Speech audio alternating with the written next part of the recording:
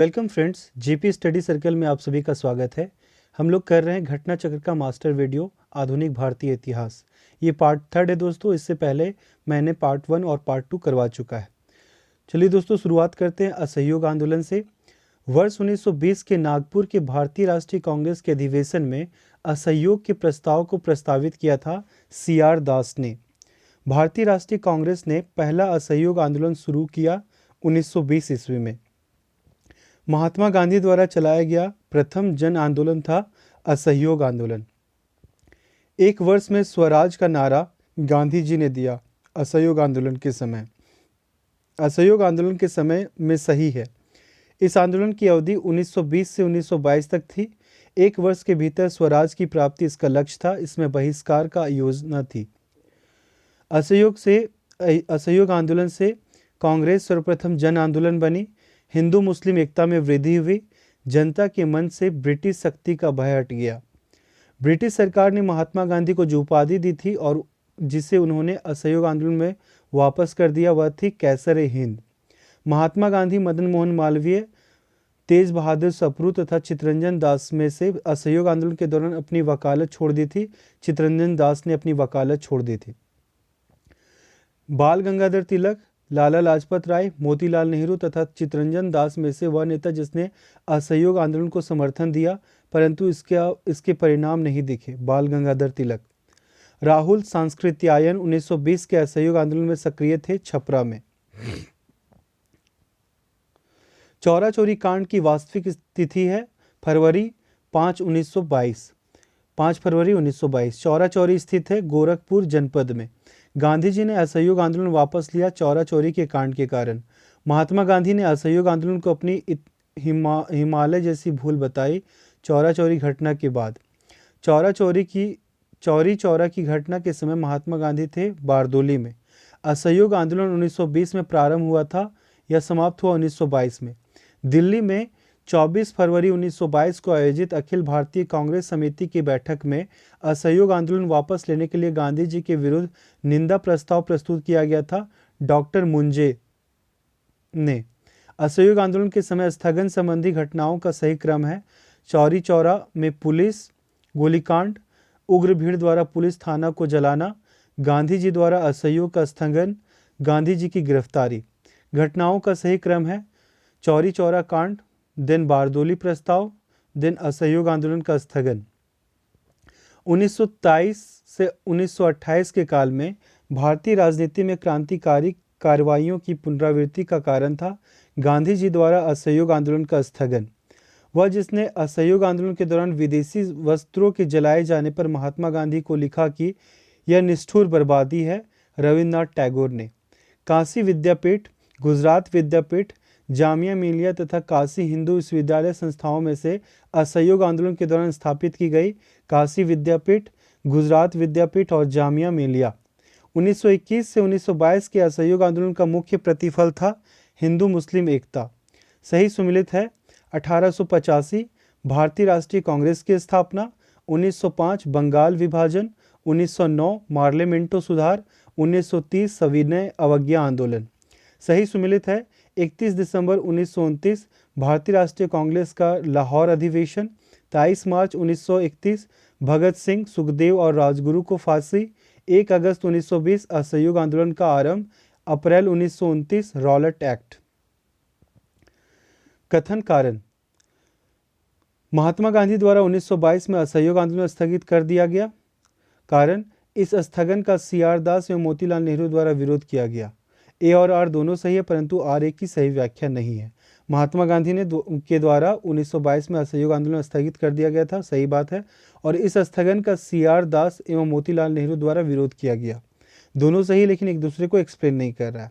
Next topic है दोस्तों, Swaraj party का गठन।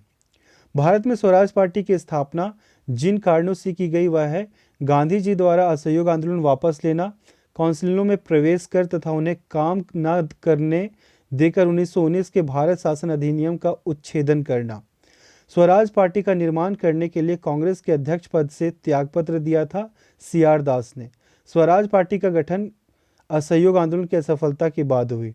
मोतीलाल नेहरू और CR दास द्वारा वर्ष 1923 में गठित पार्टी का नाम था स्वराज पार्टी। मोतीलाल नेहरू स्वराज दल के नेता थे। श्रीनिवास अयंगर, चित्तरंजन दास, विट्ठल भाई पटेल तथा सी राजगोपालाचारी में से दल में नहीं था। सी राजगोपालाचारी दल में नहीं था। मोतीलाल नेहरू, सीआर दास, एनसी केलकर तथा राजेंद्र प्रसाद में से एक स्वराज पार्टी से संबंधित नहीं थे। राजेंद्र प्रसाद। देशबंधु के नाम से प्रसिद्ध है चित्तरंजन दास। स्वराज आम जनता के लिए होना चाहिए, केवल वर्गों के लिए नहीं, कि प्रसिद्ध सूत्र की घोषणा की सीआर दास ने। कांग्रेसी नेताओं द्वारा मॉन्टेग्यू चेम्सफोर्ड सुधार रिपोर्ट की निंदा करने पर कई नरमपंथियों ने पार्टी को छोड़कर गठन किया इंडियन लिबरेशन फेडरेशन पार्टी का। 16 दिसंबर 1922 को इंडिपेंडेंट पार्टी बनाने का निर्णय लिया था मदन मोहन मालवीय तथा मोतीलाल नेहरू ने। सेंट्रल लेजिस्लेटिव असेंबली का प्रथम भारतीय अध्यक्ष था विट्ठल भाई जे पटेल। वे राष्ट्रीय नेता जो 1925 में सेंट्रल लेजिस्लेटिव असेंबली के अध्यक्ष निर्वाचित हुए थे, विट्ठल भाई Patel. Simon commission 1927। Simon commission Bharat आया था 1928 में। साइमन कमीशन के आने के विरुद्ध भारतीय जन आंदोलन हुआ, क्योंकि साइमन कमीशन में कोई भी भारतीय सदस्य नहीं था। साइमन आयोग नियुक्त किया गया था 1927 में। 1928 में साइमन कमीशन भारत में जिस उद्देश्य से आया, प्रशासनिक सुधार पर विचार के लिए। साइमन कमीशन का वह सदस्य जो उदारवादी दल का था, सर जॉन साइमन, जिसके सुझावों पर भारतीयों को साइमन कमीशन से बाहर रखा गया लॉर्ड इरविन के कथन कारण कांग्रेस ने साइमन आयोग का बहिष्कार किया था, क्योंकि साइमन आयोग में एक भी सदस्य भारतीय नहीं था। ए और दोनों सही है और आर एक की सही व्याख्या है। साइमन कमीशन के संबंध में सही है। उसकी नियुक्ति 1919 के एक्ट के क्रियान्वयन की पूछताछ के लिए की गई थी, जिसके अध्यक्ष सर जॉन साइमन थे। उसने संघीय प्रकार की सरकार के लिए संस्तुति की थी। भारतीय नेताओं ने उसका विरोध किया था। साइमन कमीशन की सिफारिशों के संदर्भ में सही है। इसने प्रांतों में द्वैत शासन को उत्तरदायी सरकार द्वारा प्रतिस्थापित करने की संस्तुति की। लाला लाजपत राय घायल हुए थे साइमन कमीशन के विरोध में हुए लाठीचार्ज में। पंजाब केसरी की उपाधि दी गई थी लाला लाजपत राय को। कथन और कारण है, 1928 में लाहौर में लाला लाजपत राय के नेतृत्व में साइमन कमीशन का विरोध आयोजित किया गया था, क्योंकि साइमन कमीशन में एक भी भारतीय सदस्य शामिल नहीं था। तो ए और आर दोनों सही है और आर ए की सही व्याख्या कर रही है। नेहरू रिपोर्ट तैयार की थी एमएल नेहरू ने। राजगोपालाचारी और सरदार पटेल, पंडित मोतीलाल नेहरू और गोविंद बल्लभ पंत, सर तेज बहादुर सप्रू और जयकर तथा जवाहरलाल नेहरू और जगजीवन राम में से सर्वप्रथम भारत के लिए औपनिवेशिक स्वराज की मांग की थी सर तेज बहादुर सप्रू और जयकर ने। भारतीय स्वतंत्रता आंदोलन के काल के संदर्भ में नेहरू रिपोर्ट में अनुशंसा की गई थी अल्पसंख्यकों हेतु आरक्षित स्थानों के लिए संयुक्त निर्वाचन क्षेत्र, संविधान में भारतीयों के लिए मौलिक अधिकारों का प्रावधान। वर्ष 1928 में इंडिपेंडेंस फॉर इंडिया लीग के गठन से संबंध थे जवाहरलाल नेहरू और सुभाष चंद्र बोस।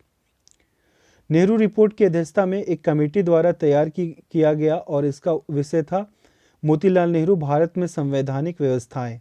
मुस्लिम लीग के जिस अधिवेशन में M.A. जिन्ना ने अपना 14 सूत्रीय प्रस्ताव रखा था 1929 दिल्ली में मुस्लिम लीग के अधिवेशन में, कांग्रेस दल की उग्र शाखा ने, जिसके एक प्रमुख ने जवाहरलाल नेहरू थे, इंडिपेंडेंस फॉर इंडिया लीग की स्थापना की। वह लीग स्थापित हुआ था नेहरू रिपोर्ट के अधिवेशन में। नेक्स्ट टॉपिक है दोस्तों, कांग्रेस का लाहौर अधिवेशन, पूर्ण स्वराज प्रस्ताव 1929। भारतीय स्वतंत्रता संग्राम के दौरान प्रस्तावित किया गया कि स्वराज को सभी प्रकार के विदेशी नियंत्रण से मुक्त संपूर्ण स्वतंत्रता के रूप में परिभाषित किया जाए। मौलाना हसरत मोहानी ने 1921 के अहमदाबाद अधिवेशन में संपूर्ण स्वराज को कांग्रेस का लक्ष्य मानने का प्रस्ताव रखा। हर्षत मोहानी ने।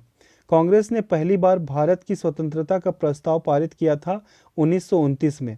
पूर्ण स्वराज का प्रस्ताव लाहौर कांग्रेस में पारित किया गया था वर्ष 1929 में। भारतीय राष्ट्रीय कांग्रेस का वह अधिवेशन जिसमें पूर्ण स्वराज का प्रस्ताव पारित हुआ था की अध्यक्षता की थी जवाहरलाल नेहरू ने। कांग्रेस के 1929 के लाहौर अधिवेशन में कांग्रेस का लक्ष्य पूर्ण स्वराज घोषित किया जवाहरलाल नेहरू ने। 31 दिसंबर 1929 को अर्धरात्रि में भारतीय राष्ट्रध्वज को फहराया था जवाहरलाल नेहरू। स्वतंत्रता का नव ग्रहित तिरंगा पहली बार लहराया गया 31 दिसंबर 1929 को। भारतीय राष्ट्रीय कांग्रेस का वह अधिवेशन जिसकी अध्यक्षता जवाहरलाल नेहरू ने सर्वप्रथम की थी, लाहौर अधिवेशन 1929। भारतीय राष्ट्रीय कांग्रेस का लाहौर अधिवेशन 1929 इतिहास में इसलिए बहुत प्रसिद्ध है क्योंकि कांग्रेस ने पूर्ण स्वराज की मांग का एक संकल्प पारित किया। 1929 में कांग्रेस के लाहौर अधिवेशन में पारित संकल्प में शामिल था भारत की विदेश नीति की घोषणा, पूर्ण स्वराज के लक्ष्य की घोषणा, सविनय अवज्ञा आंदोलन के प्रारंभ करने की तैयारी। पूर्ण स्वराज संकल्प को भारतीय राष्ट्रीय कांग्रेस के लाहौर अधिवेशन में प्रस्तुत किया था J.L. नेहरू ने। नेक्स्ट टॉपिक है दोस्तों सविनय अवज्ञा आंदोलन। कार्यकारी कमेटी को सविनय अवज्ञा आंदोलन प्रारंभ करने का अधिकार दिया था लाहौर सत्र में। गांधी जी ने दांडी मार्च प्रारंभ किया 22 मार्च 1930 को। गांधी जी ने दांडी यात्रा प्रारंभ की साबरमती से। वह प्रांत जिसके सत्याग्रहियों की संख्या महात्मा गांधी के दांडी कूच में सर्वाधिक थी गुजरात। असहयोग आंदोलन, नमक सत्याग्रह, बारदोली कूच तथा भारत छोड़ आंदोलन में से महिलाओं की भागीदारी सर्वाधिक मानी जाती है नमक सत्याग्रह में। दांडी मार्च शुरू किया गया था नमक कानून तोड़ने हेतु। दांडी मार्च, भारत छोड़ो आंदोलन, साइमन कमीशन का आगमन तथा गांधी इरविन समझौता में से सबसे पहले घटित घटना साइमन कमीशन का आगमन। कथन और कारण है, महात्मा गांधी द्वारा नमक आंदोलन वर्ष 1930 में चलाया गया था क्योंकि महात्मा गांधी का उद्देश्य था कि गरीबों को नमक मुफ्त उपलब्ध हो। ये सही है परंतु आर गलत है। शक्ति के विरुद्ध अधिकार की इस लड़ाई में मैं विश्व की सहानुभूति चाहता हूँ, यह कथन संबद्ध है गांधी की दांडी यात्रा से। शक्ति के विरुद्ध अधिकार की इस लड़ाई में मैं विश्व की सहानुभूति चाहता हूँ, यह कथन है गांधी की दांडी यात्रा से। महात्मा गांधी की दांडी यात्रा के विषय में सत्य है, यह पूर्णतः एक पैदल यात्रा थी। साबरमती आश्रम से आरंभ होकर इसका समापन दांडी में हुआ था। साबरमती आश्रम से शुरू समूची यात्रा 24 दिनों में पूरी हुई थी। नमक सत्याग्रह के समय गांधी जी के गिरफ्तार हो जाने के बाद आंदोलन के नेता के रूप में उनका स्थान लिया अब्बास तैयब जी ने। बहुत ही इंपॉर्टेंट है ये। नमक सत्याग्रह के समय गांधी जी के गिरफ्तार हो जाने के बाद आंदोलन के नेता के रूप में उनका स्थान लिया किसने? अब्बास तैयब जी ने। महात्मा गांधी धरसना नमक गोदाम पर कांग्रेस कार्यकर्ताओं के धावे के समय थे यरवदा जेल में। वह आंदोलन जिसमें भाग लेने के लिए आचार्य विनोबा भावे प्रथम बार गिरफ्तार हुए थे, सविनय अवज्ञा आंदोलन। गांधी जी ने जिस विदेशी पत्रकार को दांडी मार्च के समय अपने साबरमती आश्रम में ठहराया था वह था वेब मिलर। अप्रैल 1930 में नमक कानून तोड़ने के लिए तंजौर तट पर एक अभियान संगठित किया था सी राजगोपालाचारी ने। भारतीय स्वाधीनता संघर्ष के दौरान रेड शर्ट्स के नाम से भी पहचाने जाने वाले खुदाई खिदमतगारों ने आह्वान किया पठान क्षेत्रीय राष्ट्रवादी एकता का और उपनिवेशवाद के विरुद्ध संघर्ष का। लाल कुर्ती दल संगठित किया था अंग्रेजों को निकालने के लिए। गढ़वाल रेजिमेंट के सैनिकों ने प्रदर्शनकारियों पर गोली चलाने से इनकार कर दिया सविनय अवज्ञा आंदोलन के दौरान। लाल कुर्ती आंदोलन के नेता थे खान अब्दुल गफ्फार खां। सन 1930 में अंग्रेज सरकार के विरुद्ध प्रसिद्ध पेशावर कांड का नायक था वीर चंद्र सिंह गढ़वाली। जिया तरंग आंदोलन प्रारंभ हुआ था मणिपुर में। बेगूसराय के चौकीदारी टैक्स के विरुद्ध आंदोलन एक हिस्सा था सविनय अवज्ञा आंदोलन का। सविनय अवज्ञा आंदोलन की सफलता के बाद गांधी जी ने महत्व दिया रचनात्मक कार्यक्रम को। प्रभावती देवी स्वतंत्रता संग्राम सेनानी थी पटना की। नेक्स्ट टॉपिक है गांधी इरविन समझौता। गांधी इरविन समझौता हुआ मुख्य रूप से गोलमेज सम्मेलन में कांग्रेस की भागीदारी सहज करने के लिए। गांधी इरविन समझौता हुआ मुख्य रूप से गोलमेज सम्मेलन में कांग्रेस की भागीदारी सहज करने के लिए। 5 मार्च 1931 को हुआ समझौता इरविन गांधी समझौता। वह आंदोलन जिसका स्थगन गांधी इरविन समझौते में किया जाना प्रस्तावित था सविनय अवज्ञा आंदोलन का। गांधी इरविन समझौते के हस्ताक्षरित होने में महत्वपूर्ण भूमिका निभाई तेज बहादुर सप्रू ने। इरविन तथा गांधी को दो महात्मा कहा था सरोजनी नायडू ने। गांधी इरविन समझौते में महात्मा गांधी के लाभ को सांत्वना पुरस्कार कहा एलन कैम्पबेल जॉनसन ने। कांग्रेस का कराची अधिवेशन 1931। भारतीय राष्ट्रीय कांग्रेस के कराची अधिवेशन का सभापतित्व किया वल्लभ भाई पटेल ने। 1931 में भारतीय राष्ट्रीय कांग्रेस के कराची अधिवेशन के लिए, जिसकी अध्यक्षता सरदार पटेल कर रहे थे, मूल अधिकारों तथा आर्थिक कार्यक्रम पर संकल्प प्रारूपित किया था पंडित जवाहरलाल नेहरू ने। भारतीय राष्ट्रीय कांग्रेस के कराची अधिवेशन 1931 को महात्मा गांधी की लोकप्रियता और सम्मान की पराकाष्ठा माना। एससी बोस ने। भारतीय स्वतंत्रता संघर्ष से संबंधित घटनाओं का सही क्रम है। गांधी इरविन समझौता, भगत सिंह को फांसी, भारतीय राष्ट्रीय कांग्रेस का कराची अधिवेशन और लास्ट में हुआ द्वितीय गोलमेज सम्मेलन। भारतीय राष्ट्रीय आंदोलन से संबंधित घटनाओं का सही क्रम है। गांधी इरविन समझौता, राजगुरु को फांसी, भारतीय राष्ट्रीय कांग्रेस का कराची अधिवेशन। भारतीय स्वतंत्रता संग्राम से संबंधित घटनाओं का सही क्रम है। गांधी इरविन समझौता, भगत सिंह को फांसी, भारतीय राष्ट्रीय कांग्रेस का कराची अधिवेशन, पूना समझौता। नेक्स्ट टॉपिक दोस्तों, गोलमेज सम्मेलन। मौलाना मोहम्मद अली, मौलाना अबुल कलाम आज़ाद, महात्मा गांधी तथा पंडित जवाहरलाल नेहरू में से वह भारतीय नेता जिसने लंदन में प्रथम गोलमेज कांग्रेस में भाग लिया था, मौलाना मोहम्मद अली ने। प्रथम गोलमेज सम्मेलन के बारे में सही है। यह 1930 में आयोजित हुई थी। इससे साइमन आयोग की रिपोर्ट पर चर्चा करनी थी। इसका आयोजन लंदन में हुआ था। लंदन में संपन्न हुए गोलमेज सम्मेलन में भारतीय ईसाइयों का प्रतिनिधित्व किया केटी पाल ने। द्वितीय गोलमेज सम्मेलन में भाग लिया महात्मा गांधी, सरोजनी नायडू, मदन मोहन मालवीय ने। द्वितीय गोलमेज सम्मेलन में कांग्रेस का प्रतिनिधित्व किया महात्मा गांधी ने। कथन और कारण। जवाहरलाल नेहरू ने दूसरे गोलमेज सम्मेलन 1932 में भारतीय राष्ट्रीय कांग्रेस का प्रतिनिधित्व किया। ए सही है। गांधी इरविन समझौते 1931 में भारतीय राष्ट्रीय कांग्रेस का दूसरा गोलमेज सम्मेलन में भाग लेना अंतर्निहित था। ए गलत है, आर सही है। जवाहरलाल नेहरू ने दूसरे गोलमेज सम्मेलन 1932 में भारतीय राष्ट्रीय कांग्रेस का प्रतिनिधित्व नहीं किया था, जबकि महात्मा गांधी ने किया था। गांधी इरविन समझौते में भारतीय राष्ट्रीय कांग्रेस का दूसरे गोलमेज सम्मेलन 1931 में भाग लेना अंतर्निहित था। दूसरा गोलमेज सम्मेलन दोस्तों 1931 में हुआ था, ना कि 1932 में, इसलिए कथन ए गलत है। महात्मा गांधी जब द्वितीय गोलमेज सम्मेलन में भाग लेने लंदन गए थे, ठहरे थे किंग्सले हॉल में। बहुत ही इंपॉर्टेंट है। महात्मा गांधी जब द्वितीय गोलमेज सम्मेलन में भाग लेने लंदन गए थे तो ठहरे थे किंग्सले हॉल में।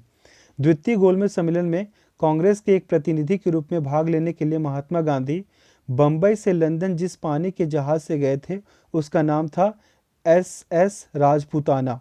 महात्मा गांधी दिसंबर 1931 में खाली हाथ भारत लौटे लंदन से। द्वितीय गोलमेज सम्मेलन जिस प्रश्न पर असफल रहा हुआ था, सांप्रदायिक प्रतिनिधित्व। उस भारतीय का नाम जिसने तीनों गोलमेज सम्मेलनों में भाग लिया था, BR अम्बेडकर।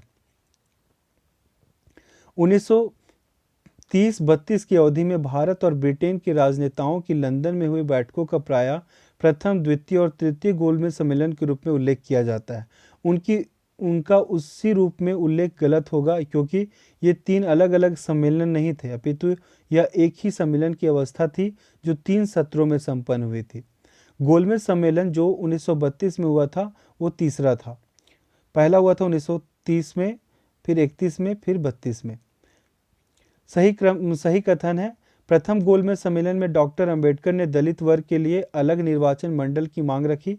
पूना पैक्ट में स्थानीय निकायों तथा सिविल सेवाओं में दलित वर्गों के प्रतिनिधित्व के लिए विशेष उपबंध रखे गए थे। तृतीय गोलमेज सम्मेलन में भारतीय राष्ट्रीय कांग्रेस ने भाग नहीं लिया था।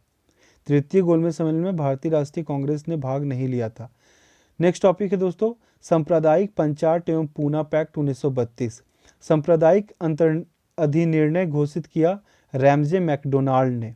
अगस्त 1932 के रैमजे मैकडोनाल्ड के सांप्रदायिक पंचाट के द्वारा पहली बार एक पृथक निर्वाचक समूह बनाया गया अछूतों के लिए। मैकडोनाल्ड के सांप्रदायिक पंचाट ने पृथक चुनाव क्षेत्र एवं आरक्षित सीटें आवंटित की थी मुसलमानों, सिखों तथा अनुसूचित जातियों को। महात्मा गांधी ने पहला आमरण अनशन प्रारंभ किया था कम्युनल अवार्ड के समय। 1932 में महात्मा गांधी ने मरण पर्यंत उपवास प्रधानता इसलिए किया कि रैमजे मैकडोनाल्ड ने सांप्रदायिक अधिनिर्णित कम्युनल अवार्ड की घोषणा की। सांप्रदायिक अवार्ड एवं पूना पैक्ट में दलित वर्ग के लिए सीटें दी गई, क्रमशः 71 व 147। पूना समझौते का उद्देश्य था दलित वर्ग को प्रतिनिधित्व देना। कथन, पूना पैक्ट ने कम्युनल अवार्ड के उद्देश्य को धराशायी कर दिया, कारण इसके माध्यम से संसद एवं विधानसभाओं में अनुसूचित जातियों एवं अनुसूचित जनजातियों की सीट आरक्षण का मार्ग प्रशस्त हो गया। ए और आर दोनों सही है और आर ए की सही व्याख्या है। श्री बी आर अम्बेडकर व गांधी जी के बीच एक समझौता हुआ था जो कहलाता है पूना समझौता। बहुत ही इंपॉर्टेंट है दोस्तों। श्री बी आर अम्बेडकर व गांधी जी के बीच एक समझौता हुआ था जो क्या कहलाता है? पूना समझौता कहलाता है। पूना पैक्ट पर हस्ताक्षर किए गए थे। सांप्रदायिक अधिनिर्णय के विरुद्ध गांधी जी के आमरण अनशन के बाद पूना समझौता 24 सितंबर 1932 को हस्ताक्षरित हुआ। इस समझौते पर गांधी जी के समर्थकों एवं अम्बेडकर ने हस्ताक्षर किए थे। गांधी जी ने इस पर हस्ताक्षर नहीं किए। सांप्रदायिक अधिनिर्णय की घोषणा के पश्चात संपादित किया गया पूना समझौता। बी आर अम्बेडकर, मदन मोहन मालवीय, सी राजगोपालाचारी तथा एम के गांधी में से 1932 के ऐतिहासिक पूना समझौता पर हस्ताक्षर किए थे। बी आर अम्बेडकर, मदन मोहन मालवीय, सी राजगोपालाचारी। 1932 में पूना पैक्ट के बाद हरिजन सेवक संघ की स्थापना हुई। इसके अध्यक्ष थे Ghanshyam Das Birla. All India untouchability league, बाद में जिसका नाम बदलकर हरिजन सेवक संघ हुआ, इसके प्रथम अध्यक्ष थे जी.डी. बिड़ला। अखिल भारतीय हरिजन संघ की स्थापना की थी महात्मा गांधी ने। दलित वर्गों का संघ स्थापित किया गया था डॉक्टर बी आर अम्बेडकर के द्वारा। महात्मा गांधी क्षणिक भूत की भांति धूल उठाते हैं लेकिन स्तर नहीं, कहा था डॉक्टर बी आर अम्बेडकर ने। बहुत इंपॉर्टेंट है, बहुत ही इंपॉर्टेंट कोटेशन है दोस्तों। महात्मा गांधी क्षणिक भूत की भांति धूल उठाते हैं लेकिन स्तर नहीं, कहा है डॉक्टर बी आर अम्बेडकर ने। Congress Samajwadi party 1934। Congress socialist party की पहली बैठक पटना में हुई वर्ष 1934 में। एम.एन. राय, गणेश शंकर विद्यार्थी, पट्टातामी पिल्लई तथा आचार्य नरेंद्र देव में से कांग्रेस समाजवादी दल का प्रमुख नेता था आचार्य नरेंद्र देव। वर्ष 1934 में पटना में अखिल भारतीय कांग्रेस समाजवादी पार्टी का संयोजक था जयप्रकाश नारायण। वर्ष 1934 में कांग्रेस समाजवादी पार्टी का गठन किया गया था जयप्रकाश नारायण एवं आचार्य नरेंद्र देव द्वारा। बिहार सोशलिस्ट पार्टी के संस्थापक थे जयप्रकाश नारायण। लोकनायक के नाम से जाना जाता है जयप्रकाश नारायण को। जयप्रकाश दिवस मनाया गया अप्रैल 1946 में। श्री नरसिंह नारायण थे समाजवादी।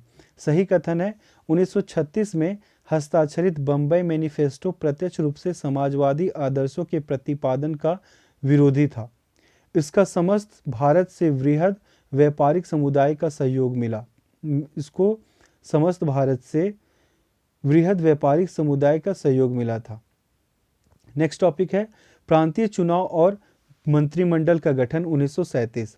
1937 में संपन्न विधानसभा चुनावों में इंडियन नेशनल कांग्रेस को पूर्ण बहुमत नहीं मिला था। पंजाब में प्रांतीय सरकारों का गठन किया गया था 1935 के अधिनियम के तहत। 1935 के अधिनियम के तहत कराए गए विधानसभा चुनाव में मद्रास, बिहार, उड़ीसा एवं बंगाल राज्य में कांग्रेस ने पूर्ण बहुमत नहीं प्राप्त किया। बंगाल में बम्बई, असम, उड़ीसा तथा बिहार में से वह प्रांत जहां 1937 के आम निर्वाचन में भारतीय राष्ट्रीय कांग्रेस को पूर्ण बहुमत नहीं प्राप्त हुआ था। असम में 1937 के चुनाव में कांग्रेस द्वारा बहुमत प्राप्त प्रांतों की संख्या है 5। 1937 में भारतीय राष्ट्रीय कांग्रेस का मंत्रिमंडल बना मध्य प्रांत उड़ीसा में। वह प्रांत जहां 1937 के आम चुनाव के बाद भारतीय राष्ट्रीय कांग्रेस ने अपनी सरकार बनाई। बिहार, मद्रास और उड़ीसा में। बिहार, मद्रास, उड़ीसा एवं पंजाब में से वह प्रदेश जिसमें 1935 के अधिनियम के अंतर्गत कांग्रेस की मंत्री परिषद का गठन नहीं हुआ था, पंजाब में। वर्ष 1937 के चुनाव में कांग्रेस का मंत्रिमंडल बना था 6 प्रांतों में। 1935 के अधिनियम के उपरांत 1937 में हुए चुनाव में गठित कांग्रेस मंत्रिमंडल का कार्यकाल था 28 माह। मुस्लिम लीग ने मुक्ति दिवस मनाया था 1939 में। कांग्रेस ने भूस्वामित्व को समाप्त करने की नीति अपनाई। कार्यकारिणी कमेटी 1937 में। 1937 के चुनाव के पश्चात यूपी में गठित मंत्रिमंडल में वित्त विभाग सौंपा गया था रफ़ी अहमद किदवई को। कांग्रेस प्रशासित प्रदेशों में मुस्लिमों की शिकायतों से संबंधित रिपोर्टों का सही कालानुक्रम है Pirpur report, Sharif report, Muslim sufferings under Congress rule. Next topic है दोस्तों कांग्रेस का त्रिपुरी संगठन 1939। 1938 में भारतीय राष्ट्रीय कांग्रेस के अध्यक्ष निर्वाचित हुए सुभाष चंद्र बोस। भारतीय राष्ट्रीय कांग्रेस के हरिपुरा अधिवेशन की अध्यक्षता की थी एस.सी. बोस ने। हरिपुरा, जहां भारतीय राष्ट्रीय कांग्रेस का वार्षिक अधिवेशन 1938 में सुभाष चंद्र बोस की अध्यक्षता में हुआ था, वह स्थित है गुजरात में। भारतीय राष्ट्रीय कांग्रेस के त्रिपुरी सम्मेलन में वर्ष 1939 में सुभाष चंद्र बोस को कांग्रेस का अध्यक्ष चुना गया। यह त्रिपुरी है जबलपुर में। सुभाष चंद्र बोस दूसरी बार अध्यक्ष चुने गए त्रिपुरी अधिवेशन में। भारतीय राष्ट्रीय कांग्रेस का वह अधिवेशन जिसमें कांग्रेस अध्यक्ष के चुनाव में सुभाष चंद्र बोस ने पट्टाभी सीतारामैया को पराजित किया था, त्रिपुरी अधिवेशन 1939 में। सुभाष चंद्र बोस के त्यागपत्र के बाद भारतीय राष्ट्रीय कांग्रेस के अध्यक्ष हुए राजेंद्र प्रसाद। कांग्रेस के त्रिपुरी अधिवेशन के पश्चात सुभाष चंद्र बोस और दक्षिणपंथी का समस्त झगड़ा जिस प्रश्न पर केंद्रित हो गया वह था कांग्रेस कार्यकारिणी समिति का गठन। वह भारतीय राष्ट्रवादी नेता जिसने जर्मनी और ब्रिटेन के बीच युद्ध को ऐसे ईश्वर प्रदत्त अवसर के रूप में देखा जिसमें भारतीयों को उस स्थिति का अपने हित में लाभ उठाने का मौका मिलता। सुभाष चंद्र बोस। नेक्स्ट टॉपिक है देसी रियासतें। 1927 की बटलर कमेटी का उद्देश्य था भारत सरकार तथा देसी राज्यों के मध्य संबंधों को सुधारना। All India State People's Conference का गठन हुआ 1927 में। 1939 में Bharat Prajamandal All India States People's Conference के अध्यक्ष थे जवाहरलाल नेहरू। वह भारतीय संघ में रजवाड़ों का विलय अधिकाधिक हुआ 1947 में। राज्यों का विलीकरण जिनके नेतृत्व में हुआ वे थे सरदार पटेल। अन्य रजवाड़ों के भारत में विलय के बाद भी जिन 3 राज्यों ने भारत में शामिल होना विलंब किया वह है जूनागढ़, हैदराबाद व जम्मू कश्मीर। जम्मू एवं कश्मीर भारत का अभिन्न अंग बना 26 अक्टूबर 1947 को बना। भारतवर्ष के विभाजन के समय ब्रिटिश भारत के पंजाब, असम, बंगाल तथा बिहार में से वह प्रांत जिसने एक संयुक्त एवं स्वतंत्र अस्तित्व के लिए योजना सामने रखी, पंजाब ने। देसी राज्यों में यथावत समझौते का पक्षधर था हैदराबाद। द्वितीय विश्व युद्ध। द्वितीय विश्व युद्ध के संबंध में भारतीय राष्ट्रीय कांग्रेस की नीति थी पूर्ण स्वतंत्रता का आश्वासन मिलने पर ब्रिटेन को सहयोग। कथन और कारण। द्वितीय विश्व युद्ध में भारतीय राष्ट्रीय कांग्रेस ने अंग्रेजों को सहयोग प्रदान किया। गलत, क्योंकि उन्हें पूर्ण स्वराज प्राप्त होने की आशा थी। कथन और कारण दोनों गलत है दोस्तों। कथन और कारण। वर्ष 1939 में सभी प्रांतों में कांग्रेस मंत्रिमंडलों ने त्याग दे दिया। कारण, कांग्रेस ने द्वितीय विश्व युद्ध के संदर्भ में वायसराय के जर्मनी के विरुद्ध युद्ध घोषित कर देने के निर्णय को स्वीकार नहीं किया। ए और आर दोनों सही और आर ए की सही व्याख्या है। द्वितीय महायुद्ध समाप्त हुआ 1945 में। द्वितीय विश्व युद्ध के समय ब्रिटेन का प्रधानमंत्री था विंस्टन चर्चिल। पाकिस्तान की मांग। नेक्स्ट टॉपिक है दोस्तों पाकिस्तान की मांग। भारतीय मुसलमानों के पृथक राज्य के लिए पाकिस्तान शब्द का प्रयोग सबसे पहले किया चौधरी रहमत अली व उनके मित्रों ने। बहुत ही इंपॉर्टेंट क्वेश्चन है दोस्तों। भारतीय मुसलमानों के पृथक राज्य के लिए पाकिस्तान शब्द का प्रयोग सबसे पहले किया चौधरी रहमत अली व उनके मित्रों ने। मुसलमानों के लिए पृथक राष्ट्र का विचार दिया था सर मोहम्मद इकबाल ने। सर्वप्रथम भारत में एक पृथक मुस्लिम राज्य का प्रस्ताव रखा था मोहम्मद इकबाल ने। पाकिस्तान के अलग राज्य आंदोलन का नेतृत्व किया मोहम्मद अली जिन्ना ने। मोहम्मद अली जिन्ना को हिंदू मुस्लिम एकता का दूत कहा था सरोजनी नायडू ने। नेहरू एक राष्ट्रभक्त है जबकि जिन्ना एक राजनीतिज्ञ है, व्यक्त किया गया था सर मोहम्मद इकबाल द्वारा। मोहम्मद अली जिन्ना के विषय में सही कथन है वे 2 राष्ट्र सिद्धांत के समर्थक थे। उन्होंने 1940 के मुस्लिम लीग के लाहौर के वार्षिक अधिवेशन की अध्यक्षता की थी। असहयोग आंदोलन में उन्होंने भाग नहीं लिया था। मुस्लिमों के लिए एक पृथक देश की प्रथम बार एक निश्चित अभिव्यक्ति हुई थी 1930 के मुस्लिम लीग के इलाहाबाद अधिवेशन के इकबाल के अध्यक्षीय भाषण में।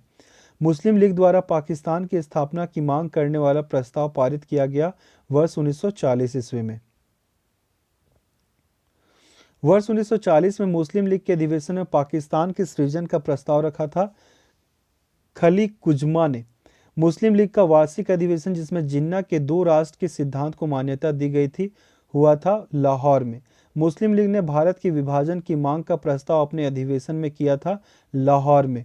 वह तिथि जब मुस्लिम लीग ने पाकिस्तान दिवस मनाया था 23 मार्च 1943। मुस्लिम लीग के लाहौर अधिवेशन 1940 की अध्यक्षता की थी मोहम्मद अली जिन्ना ने। व्यक्तिगत सत्याग्रह 1940। व्यक्तिगत सत्याग्रह में विनोबा भावे को प्रथम सत्याग्रही चुना गया था, दूसरे थे पंडित जवाहरलाल नेहरू। ये बीपीएससी में पूछ चुका है दोस्तों। व्यक्तिगत सत्याग्रह में विनोबा भावे को प्रथम सत्याग्रही चुना गया था और दूसरे थे पंडित जवाहरलाल नेहरू। ये पिछली बार बीपीएससी में पूछा गया क्वेश्चन है। सर्वोदय शब्द का प्रयोग सर्वप्रथम किया था महात्मा गांधी ने। सर्वोदय शब्द का सर्वप्रथम प्रयोग किया था महात्मा गांधी ने, बहुत ही इंपॉर्टेंट है। नेक्स्ट टॉपिक है क्रिप्स मिशन 1942। भारत में क्रिप्स मिशन आया 1942 में। ब्रिटानिया सरकार ने के प्रस्तावों की प्रारूप घोषणा जो सर स्टैफोर्ड क्रिप्स लाए थे में सम्मिलित थे। भारत को एक डोमिनियन स्थिति दी जानी चाहिए। सब प्रांतों और राज्यों को मिलाकर एक भारतीय संघ होना चाहिए। कोई भी प्रांत या भारतीय राज्य भारतीय संघ के बाहर रहने का निर्णय ले सकता है। भारत का संविधान भारत की जनता द्वारा निर्मित किया जाए। 1942 के क्रिप्स मिशन का एक महत्वपूर्ण पहलू था द्वितीय विश्व युद्ध के तुरंत पश्चात भारत संघ की स्थापना करना और उसे डोमिनियन पद प्रदान करना। युद्ध समाप्त होने पर डोमिनियन दर्जा संविधान सदन द्वारा निर्मित संविधान मान्य कोई भी सूबा भारतीय संघ से बाहर रह सकता था। क्रिप्स मिशन के संबंध में सही है वह जिनकी दृष्टि में क्रिप्स प्रस्ताव एक टूटते हुए बैंक के नाम एक उत्तर दिनांकित cheque post dated cheque upon a crashing bank था महात्मा गांधी की। वह प्रधानमंत्री जिसने भारत में क्रिप्स मिशन भेजा विंस्टन चर्चिल ने। क्रिप्स मिशन के समय कांग्रेस के आधिकारिक वार्ताकार थे पंडित जवाहरलाल नेहरू एवं मौलाना आजाद। गांधी जी के आंदोलनों को राजनीतिक फिरौती कहा लॉर्ड लिनलिथगो ने। नेक्स्ट टॉपिक है दोस्तों भारत छोड़ो आंदोलन। 6 जुलाई 1942 को वर्धा में महात्मा गांधी ने कांग्रेस की कार्यकारी समिति में अपने भारत छोड़ो आंदोलन की चर्चा की। तब उस समिति के अध्यक्ष थे मौलाना अबुल कलाम आज़ाद। 14 जुलाई 1942 को कांग्रेस कार्यकारी समिति द्वारा भारत छोड़ो आंदोलन का प्रस्ताव पारित किया गया था वर्धा में। भारत छोड़ो आंदोलन के समय भारत का प्रधान सेनापति था लॉर्ड वेवेल। भारत छोड़ो आंदोलन प्रारंभ हुआ 9 अगस्त 1942 को। भारत छोड़ो आंदोलन का प्रस्ताव बम्बई के जिस मैदान में पारित किया गया वह है ग्वालियर टैंक। भारत छोड़ो आंदोलन प्रारंभ करने के पूर्व दिन महात्मा गांधी ने राजसी रियासतों के राजाओं को अपनी जनता की प्रभुसत्ता स्वीकार करने को कहा। यह कथन हम भारत को या तो आज़ाद करेंगे या आज़ादी के प्रयास में दिवंगत होंगे जुड़ा है भारत छोड़ो आंदोलन से।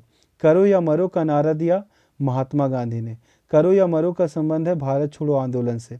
बलदेव सहाय ने महाधिवक्ता के पद से त्यागपत्र दिया 1942 में। भारत छोड़ो आंदोलन प्रारंभ किया गया क्रिप्स प्रस्ताव की प्रतिक्रिया में। वर्ष 1942 के भारत छोड़ो आंदोलन के संबंध में सत्य है यह आंदोलन स्वतः परिवर्तित था। इसने सामान्य श्रमिक वर्ग को आकर्षित नहीं किया था। भारत छोड़ो आंदोलन का नेतृत्व किया था महात्मा गांधी ने।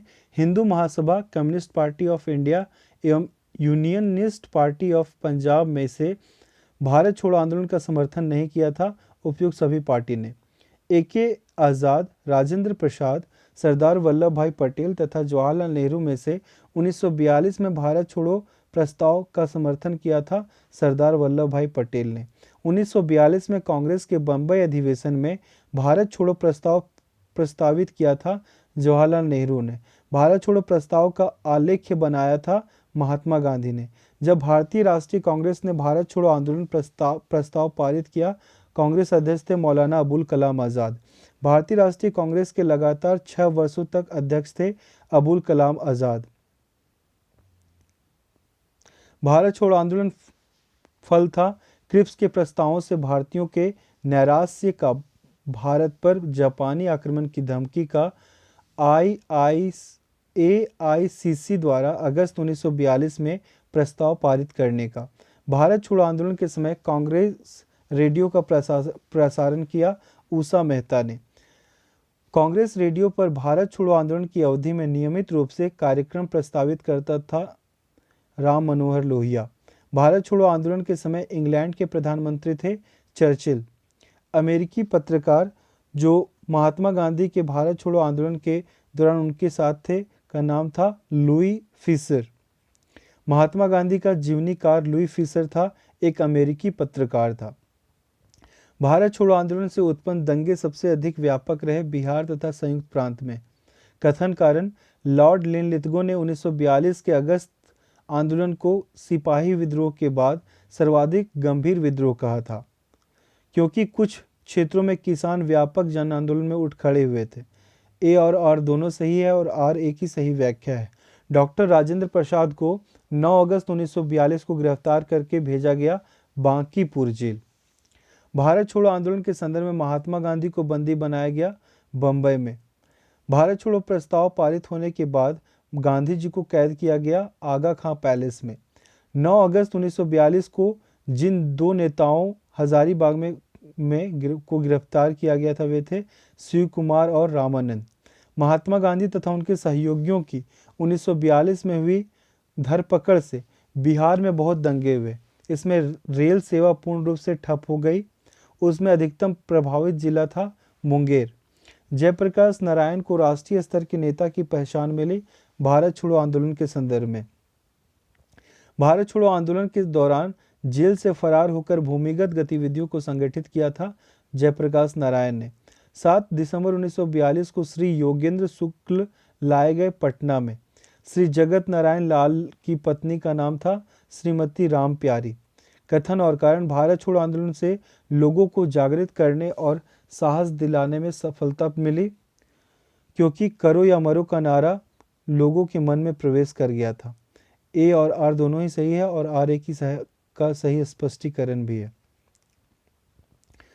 कथन और कारण राष्ट्रीय स्वयंसेवक संघ 1942 के भारत छोड़ो आंदोलन से पृथक रहा, क्योंकि इसका विचार था कि इस आंदोलन से भारत की स्वतंत्रता में देरी होगी। ए सत्य है परंतु आर असत्य है। राष्ट्रीय स्वयंसेवक संघ ने 1942 के भारत छोड़ो आंदोलन से पृथक रहा।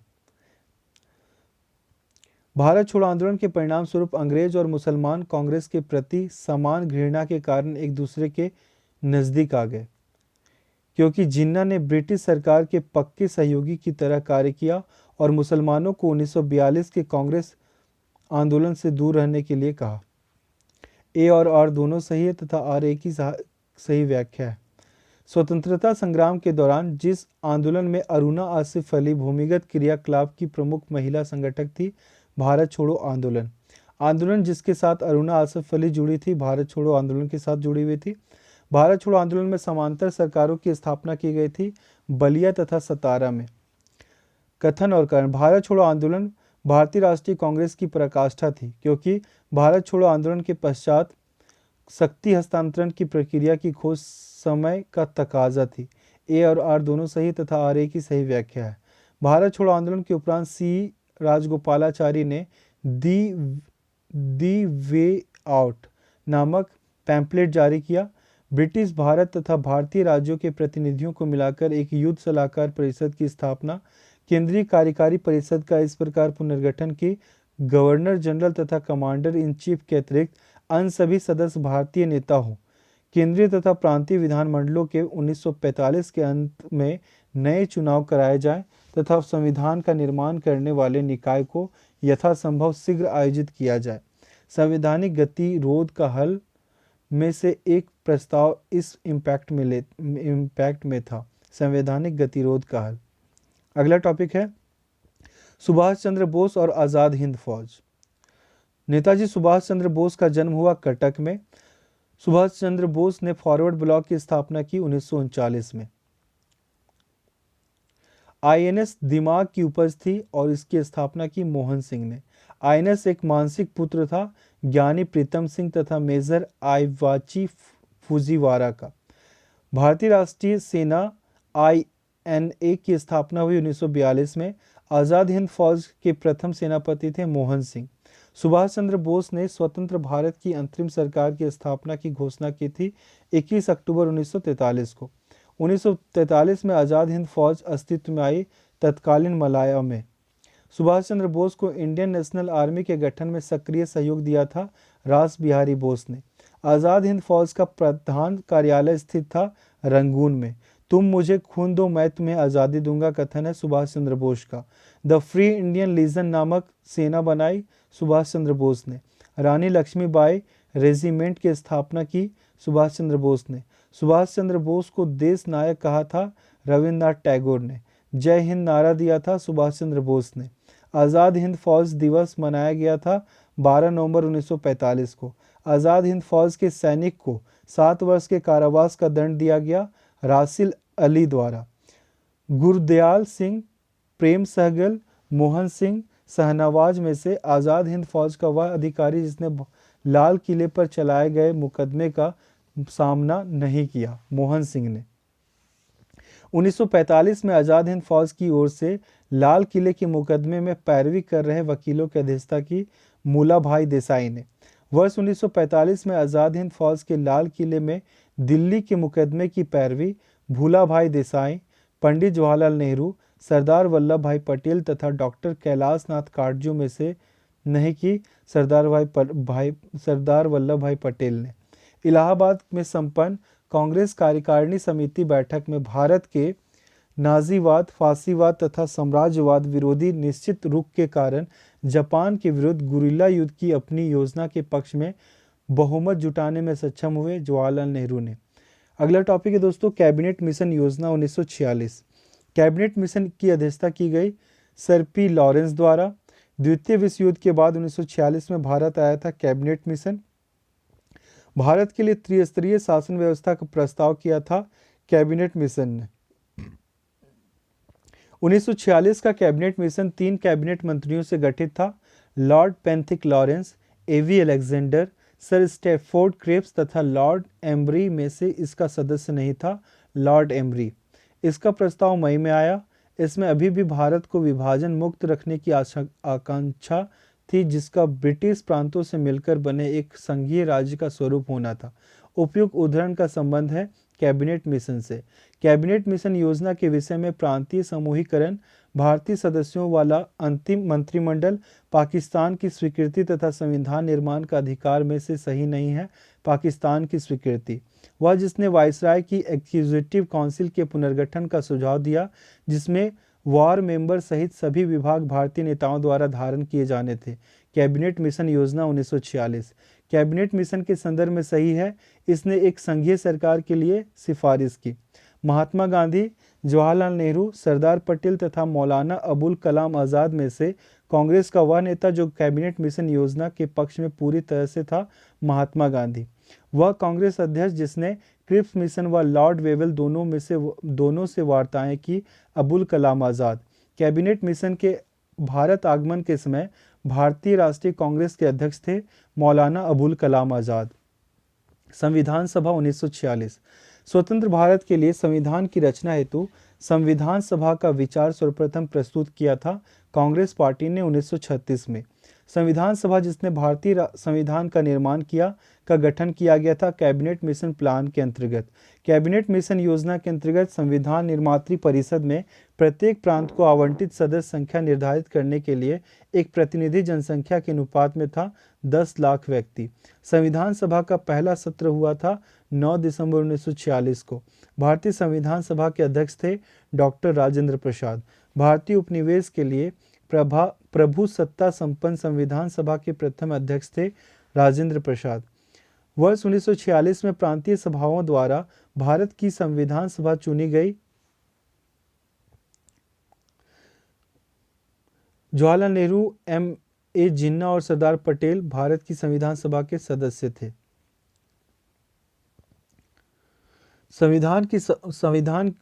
भारत की संविधान सभा का प्रथम अधिवेशन जनवरी 1947 में हुआ।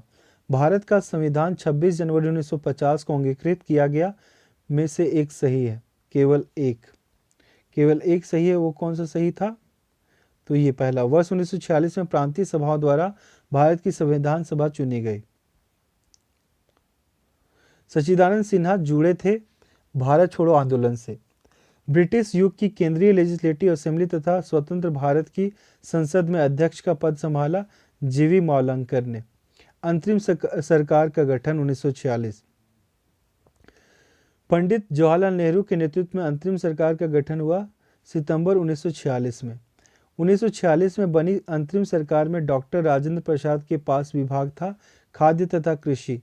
अंतरिम सरकार 1946 में रेल मंत्रालय का कार्य देखते थे आसिफ अली।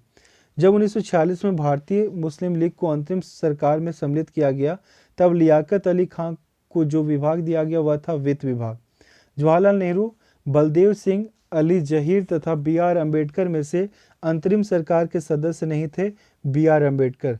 जवाहरलाल नेहरू, लियाकत अली खां, अबुल कलाम आज़ाद तथा डॉक्टर राजेंद्र प्रसाद में से सितंबर 2, 1946 को गठित अंतरिम सरकार में मंत्री नहीं थे अबुल कलाम आज़ाद। 1946 के चुनाव के पश्चात मुस्लिम लीग ने अपनी सरकार बनाई बंगाल में। मुस्लिम लीग ने सीधी कार्रवाई दिवस हेतु तिथि सुनिश्चित की थी 16 अगस्त 1946 को। भारत का विभाजन एवं स्वतंत्रता। जब भारत को स्वतंत्रता प्राप्त हुई थी, उस समय यूके में जिस पार्टी की सत्ता थी, लेबर पार्टी। भारत के स्वतंत्र होते समय इंग्लैंड का प्रधानमंत्री था क्लीमेंट एटली। ब्रिटिश सरकार ने जून 1948 तक भारत छोड़ो की घोषणा की थी फरवरी 1947 में। लॉर्ड माउंटबेटन वायसराय के रूप में भारत आए, यथासंभव भारत को संयुक्त रखने की विशेष हिदायत के साथ। भारतीय स्वतंत्रता का आधार बनी माउंटबेटन योजना। माउंटबेटन योजना आधार बनी देश के विभाजन की। भारतीय स्वतंत्रता अधिनियम the Indian independent act British संसद द्वारा पारित किया गया जुलाई 1947 में।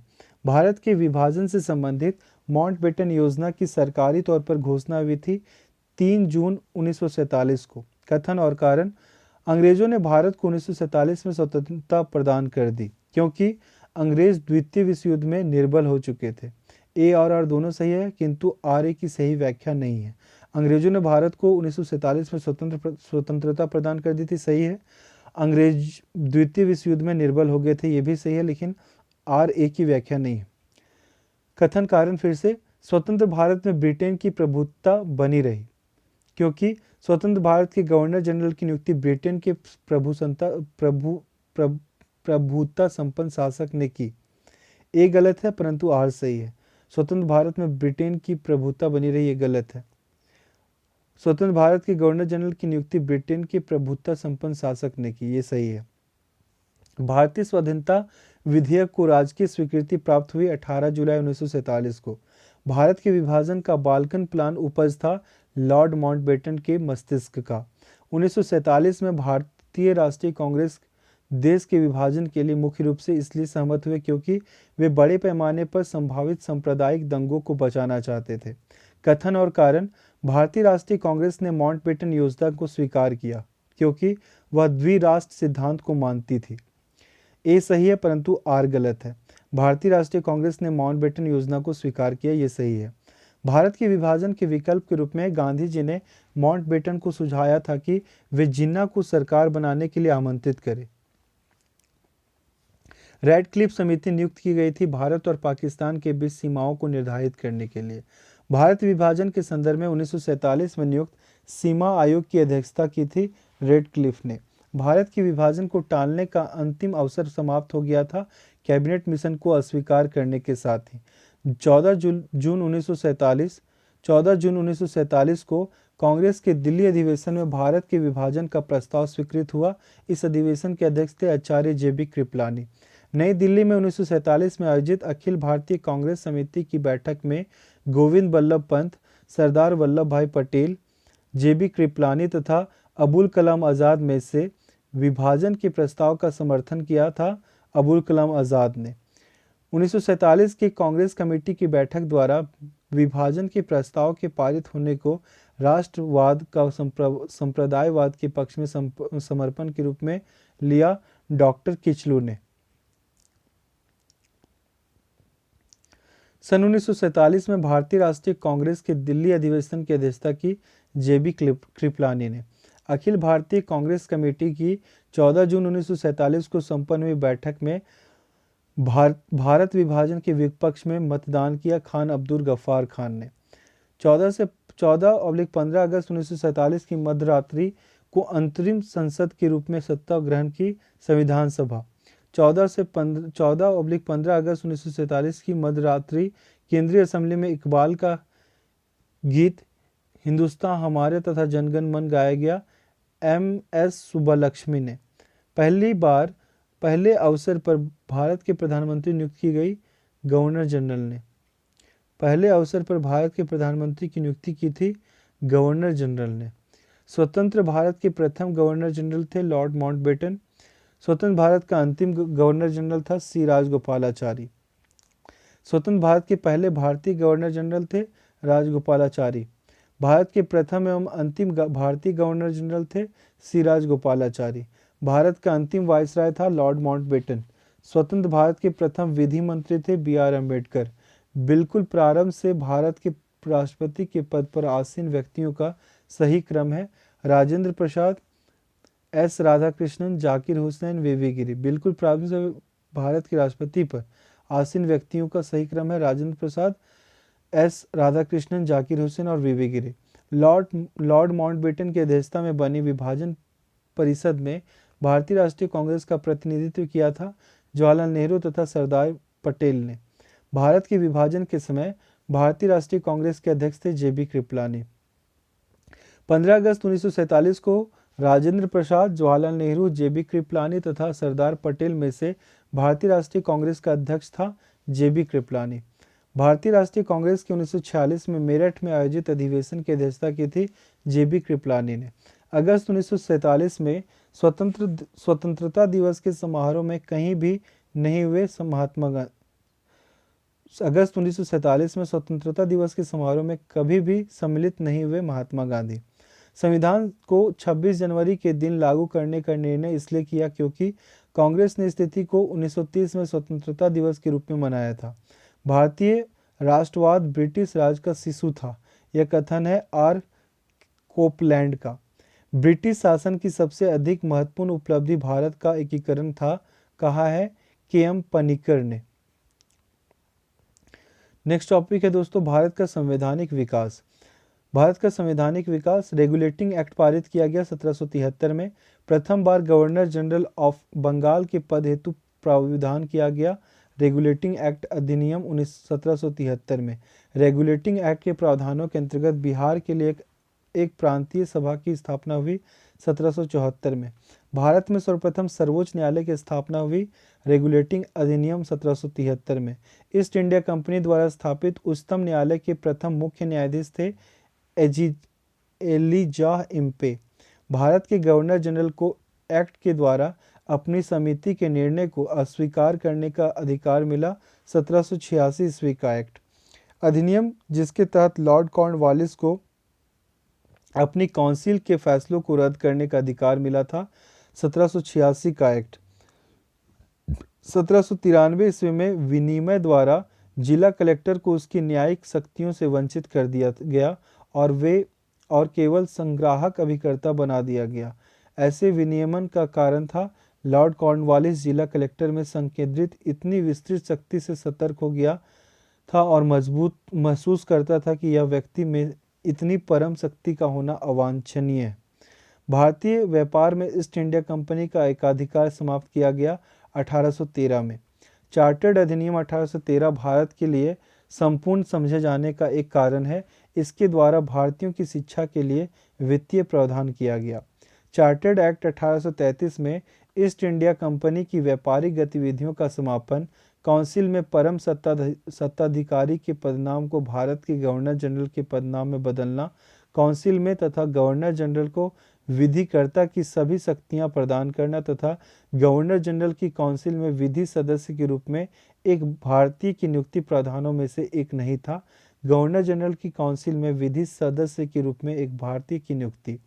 लोक सेवाओं की परीक्षा इंग्लैंड तथा भारत में एक साथ करने की संस्तुति की गई मॉन्टेग्यू चेम्सफोर्ड रिपोर्ट द्वारा। ये बहुत इंपॉर्टेंट है। लोक सेवाओं की परीक्षा इंग्लैंड तथा भारत में एक साथ करने की संस्तुति की गई थी मॉन्टेग्यू चेम्सफोर्ड रिपोर्ट द्वारा। नागरिक सेवाओं के लिए प्रतियोगी परीक्षा प्रणाली को सिद्धांततः स्वीकार किया गया 1853 में। पहली बार भारत में एक क्रियाशील विधान परिषद का सृजन किया चार्टर्ड एक्ट 1853 में।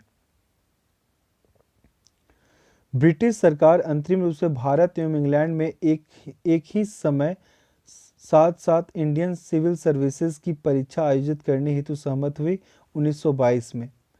सुमिलित है नियंत्रण परिषद की स्थापना, पीठ का भारतीय अधिनियम 1784, सर्वोच्च न्यायालय की स्थापना, नियामक अधिनियम 1773, ईसाई मिशनरियों को भारत में कार्य करने की अनुमति, चार्टर्ड अधिनियम 1813, गवर्नर जनरल परिषद में कानूनी सदस्य की नियुक्ति, चार्टर्ड अधिनियम 1833।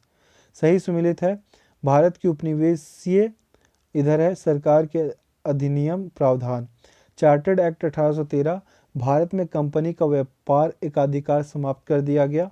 रेगुलेटिंग एक्ट 1773, कंपनी के निदेशकों को कंपनी के प्रबंध से संबंधित सभी पत्राचार और दस्तावेज ब्रिटिश सरकार को प्रस्तुत करने को कहा गया। एक्ट ऑफ 1858, शासन का अधिकार ईस्ट इंडिया कंपनी से ब्रिटिश क्राउन को हस्तांतरित कर दिया गया। पिट्स इंडिया एक्ट 1784, भारत में ईस्ट इंडिया कंपनी के कार्यों को पूरी तरह विनियमित करने के लिए ब्रिटेन में एक बोर्ड ऑफ कंट्रोल स्थापित किया गया। बोर्ड ऑफ कंट्रोल की स्थापना जिस अधिनियम के अंतर्गत की गई थी वह था पिट्स इंडिया अधिनियम 1784। ब्रिटिश ईस्ट इंडिया कंपनी ने चाय के व्यापारिक एकाधिकार को खो दिया 1833 के चार्टर्ड एक्ट द्वारा।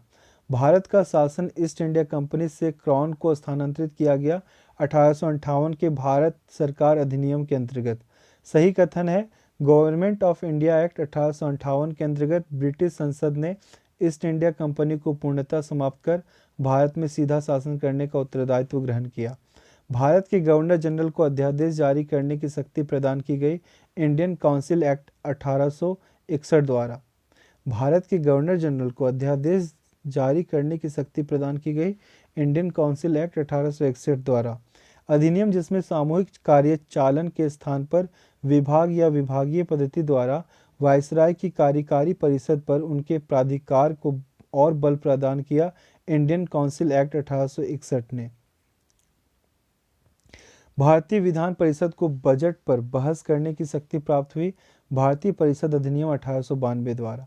अंग्रेजों ने भारत में सर्वप्रथम परोक्ष निर्वाचन प्रणाली की शुरुआत की 1892 में। भारत में मीडिया को नियंत्रित करने के लिए एक्ट लिए गए थे 1835, 1867, 1878 और 1908। बॉम्बे, मद्रास और कलकत्ता में उच्च न्यायालयों की स्थापना हुई 1861 में। भारत में ब्रिटेन के सभी संवैधानिक प्रयोगों में से सबसे कम समय तक चला 1909 का इंडियन काउंसिल एक्ट। 20 अगस्त 1917 के सुधारों की घोषणा को जाना जाता है मॉन्टेग्यू घोषणा के नाम से। मॉन्टेग्यू चेम्सफोर्ड की रिपोर्ट भारत सरकार अधिनियम 1919 का आधार बनी। प्रांतों में द्वैध शासन प्रणाली अधिनियम के अंतर्गत लागू की गई थी 1919 में। मॉन्टेग्यू चेम्सफोर्ड प्रस्ताव संबंधित थे संवैधानिक सुधार से। भारत सरकार अधिनियम 1919 ने स्पष्ट रूप से परिभाषित किया केंद्रीय एवं प्रांतीय सरकारों की अधिकारिता को। द्वैध शासन प्रणाली लागू करने वाला एक्ट आया था 1919 में। द्वैध शासन प्रणाली को लागू करने वाला एक्ट आया था 1919 में। यह अधिनियम मार्ले मिंटो सुधार अधिनियम के नाम से भी जाना जाता है। इस अधिनियम में केंद्रीय एवं प्रांतीय विषयों को अलग कर दिया गया था। भारत सरकार अधिनियम 1919 1921 में लागू हुआ तथा मॉन्टेग्यू भारत के राज्य सचिव एवं लॉर्ड चेम्सफोर्ड भारत के वायसराय थे। भारत सरकार अधिनियम 1919 के बारे में असत्य कथन है। यह अधिनियम मार्ले मिंटो सुधार अधिनियम के नाम से भी जाना जाता है। कथन कारण भारत सरकार अधिनियम 1919 के प्रवर्तन के साथ शासन का ढांचा और उसकी विशेषताएं एकात्मक और केंद्रीय ही रही, क्योंकि सत्ता का एक बड़ा भाग प्रांतों को प्रायोजित किया गया था। ए और आर दोनों सही है, परंतु आर ए क्या सही स्पष्टीकरण नहीं है। द्विशासन कथन कारण द्विशासन का अर्थ प्रशासन के विषयों का दो वर्गों में विभाजन था, क्योंकि प्रांतों में उत्तरदायी शासन के बोध का प्रवर्तन कराने का प्रयत्न किया गया था। ए और आर दोनों सही है और आर ए का सही स्पष्टीकरण है। भारत सरकार अधिनियम 1935 आधारित था साइमन कमीशन रिपोर्ट पर। 1935 के भारत सरकार अधिनियम की विशेषताएं थी गवर्नरी प्रांतों में द्वैध शासन की समाप्ति, गवर्नरों को विधायी क्रियाओं में निषेधाधिकार की शक्ति तथा स्वयं द्वारा विधि बनाना। भारत सरकार अधिनियम 1935 ने समाप्त की प्रांतीय द्वैध शासन व्यवस्था को। भारत सरकार अधिनियम 1935 ने समाप्त की प्रांतीय द्वैध शासन व्यवस्था को। गवर्नमेंट ऑफ इंडिया एक्ट 1935 में प्रांतीय स्वायत्तता का उपबंध था। एक संघीय न्यायालय फेडरल कोर्ट की स्थापना का उपबंध था। केंद्र में अखिल भारत संघ का उपबंध था। 1935 का गवर्नमेंट ऑफ इंडिया एक्ट महत्वपूर्ण है। यह भारतीय संविधान का प्रमुख स्रोत है। 1935 के भारत सरकार अधिनियम की केंद्र में साथ ही साथ राज्यों में द्वैध शासन, द्विसदनीय विधानमंडल, प्रांतीय स्वायत्तता तथा एक अखिल भारतीय संघ में से एक वैशिष्ट युक्ति नहीं है। केंद्र में साथ ही साथ राज्यों में द्वैध शासन। 1935 के भारत अधिनियम द्वारा प्रस्तावित फेडरल यूनियन में राजसी प्रांतों को शामिल करने के पीछे अंग्रेजों की असली मंशा थी राष्ट्रवादी नेताओं के साम्राज्यवाद विरोधी सिद्धांतों को व्यर्थ करने के लिए राजाओं का इस्तेमाल करना। 1935 के अधिनियम के बारे में कहा था, एक कार जिसमें ब्रेक तो है पर इंजन नहीं। जवाहरलाल नेहरू ने। भारतीय राष्ट्रीय कांग्रेस ने अपने अधिवेशन में भारत सरकार अधिनियम 1935 को अस्वीकार किया था। लखनऊ अधिवेशन 1936 में भारत सरकार अधिनियम 1935 को गुलामी का अधिकार पत्र कहा था। जवाहरलाल नेहरू ने। भारत सरकार अधिनियम 1935 में अंतर्विष्ट अनुदेश प्रपत्र इंस्ट्रूमेंट ऑफ इंस्ट्रक्शन को वर्ष 1950 में भारत के संविधान में समाविष्ट किया था, राज्य की नीति निदेशक तत्व के रूप में। यह कहा मुझे इस आरोप के संबंध में कोई क्षमा नहीं मांगनी है कि संविधान के प्रारूप में गवर्नमेंट ऑफ इंडिया एक्ट 1935 के एक बड़े भाग को पुनः उत्पादित कर दिया गया है। Doctor B R. अम्बेडकर। सुमिलित है the regulating act 1773, supreme court की स्थापना, भारतीय परिषद अधिनियम 1909, सांप्रदायिक निर्वाचन मंडल का प्रारंभ, भारत सरकार अधिनियम 1919, द्वैध शासन का प्रारंभ, भारत सरकार अधिनियम 1935, प्रदेशों की स्वायत्तता के लिए प्रावधान।